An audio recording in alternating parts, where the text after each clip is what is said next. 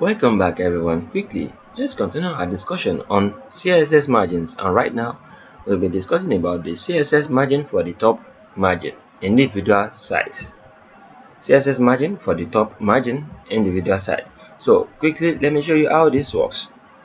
Back to our document. As you can see, we are having this in our previous tutorial where we discussed about the CSS borders, and right now we'll be using CSS margin, right? Don't you forget, these are playlist margins, CSS margin playlist. And right now inside this our document we are going to specify margin top. Let's give it 120 pixel just to see how our document will look.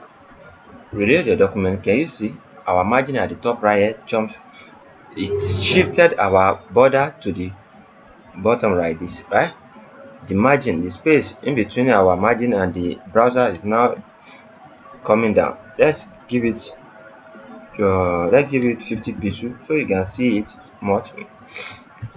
We reduce it. Can you see this is the 50 pixel?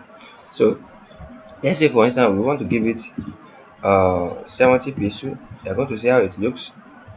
Can you see it shifts down? Let's give it 300 pixel so you can see. Can you see it jumps down again? The reason why the image right here is because the image I purposely put it there and it's a fixed image. I've already fixed it. If you don't know how to set the background image like that, you can check our previous tutorial on CSS background image. I'll comment it out. You can see, and we can bring it back again because I need it. That's why I purposely put it there, so you can see how this reacts with different elements.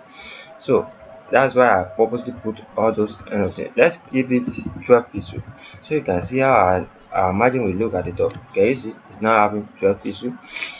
So when we give it, let's say 24 pixel, you are going to see how it looks. Can you see? So practice this because practice makes perfect. And what akorede is my name once again. I wish to see you guys next time to the next tutorial. Have a great day.